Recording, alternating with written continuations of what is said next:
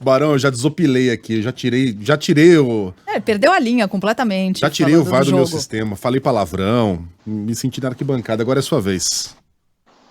Ah, rapaz, eu vou te falar, viu, ontem foi um desespero, né?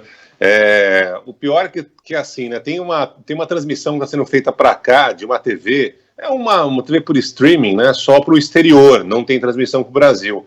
E nosso querido Bernardo Ramos estava comentando ontem aí o jogo, né, e tem um delay, um atraso na chegada da imagem aqui. E eu falei pro Bernardo, tô vendo você aqui e tal, ele mandou para mim mensagem, acabou de sair o gol. Eu falei, como assim? Aqui tá no outro lado, né? Não, acabou de sair o gol. E aí eu falei, beleza. Aí passaram alguns minutos, sei lá, saiu de fato o gol do São Paulo. E aí o juizão meteu a mão do VAR, né, rapaz? Os caras precisam comprar óculos, sei lá eu. Depois teve um pênalti, claro, pro Galo também, que o juiz não deu. Enfim, é uma coisa que não dá para entender. Infelizmente estão fazendo com VAR aí no futebol. Acho que é pura sacanagem. O senhor persegue o VAR. Ah, mas tem que perseguir o VAR mesmo, que esse VAR é um mar pro futebol. Ô Barão, quais são as últimas aí daquele homem sobre o qual a gente falou ontem, sufocado pela polícia naquela cena assustadora que a gente nem quis colocar inteira no ar? Ah, com razão, Megali. A cena é impressionante, né? As manifestações continuam aqui nos Estados Unidos, onde tivemos uma grande manifestação na Times Square, mas o fato é que a prefeita da cidade que acabou acontecendo esse fato, né, onde esse homem negro foi morto em Rochester, aqui no estado de Nova York, ela acabou vindo a público para pedir desculpas, dizendo que ela falhou como prefeita, que a cidade e os policiais falharam na hora de preservar esse cidadão americano e também as autoridades da área de saúde. Para quem não acompanhou, Daniel Pruitt, ele acabou sendo morto em março desse ano numa ação policial em que os policiais foram acionados pelo irmão dele. Ele tem problemas mentais, ele saiu nu correndo no meio da rua, ele não estava ferindo ninguém, ele não estava oferecendo risco para ninguém. É uma ação que a gente já viu em outras partes do Brasil. Quem tem parentes com problemas de saúde mental sabe que isso pode acontecer eventualmente. Então ele estava lá correndo nu no meio da rua, o policial chegou, a polícia chegou, mandou ele deitar no chão, ele foi algemado, atendeu tudo que os policiais falaram, até que o policial coloca um pano na cabeça dele. É um procedimento que estava sendo utilizado, ainda está sendo utilizado em alguns estados, a colocação desse capuz aí, para evitar a propagação de coronavírus. Resultado, ele acabou sendo asfixiado e morreu. Nenhum policial tinha sido até então, Megali, afastado das ruas, preso, nada disso. Ontem, finalmente, após as imagens virem a público, após a enorme pressão, esses policiais acabaram sendo afastados, por enquanto as investigações prosseguem por aqui. Mais uma vez, Megali, o assunto do racismo está presente aqui no noticiário nos Estados Unidos. Ontem, o candidato a vice-presidente, candidato a presidente, Joe Biden, ex-vice-presidente dos Estados Unidos, foi até Kenosha, se encontrou com os familiares daquele outro rapaz, né, que acabou sendo vítima de 7 tiros, que acabou tomando nas costas, né? Ele está internado ainda. Ontem o Biden conversou por telefone com ele, aparentemente está tudo bem, mas assim, Megali, é mais uma vez esse caso voltando a ser discutido aqui nos Estados Unidos às vésperas da eleição. Ô Barão, e o Donald Trump, eu vi esse vídeo... Inacreditável, eu fiquei pasmo, primeiro de saber que é possível você fazer isso.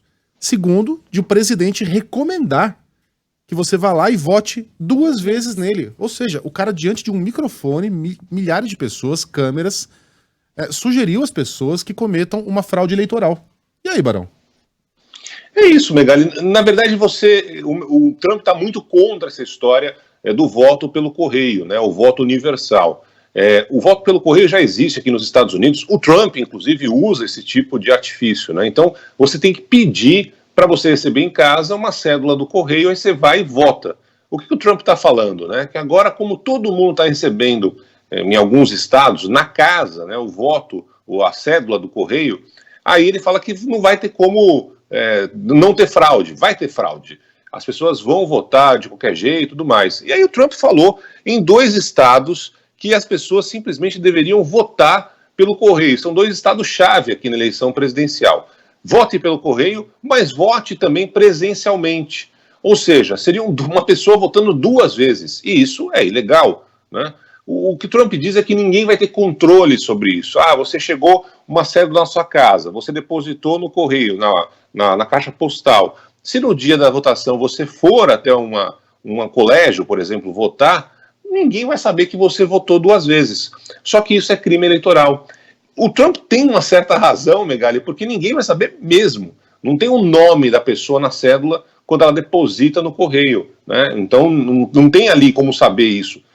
Em alguns estados, talvez tenha ali um número de série, mas é complicado de saber isso. E tem essa votação no dia da eleição, de ir até a zona eleitoral. O fato é, Megali, que todas as pesquisas aqui tem um detalhe que chama muito atenção.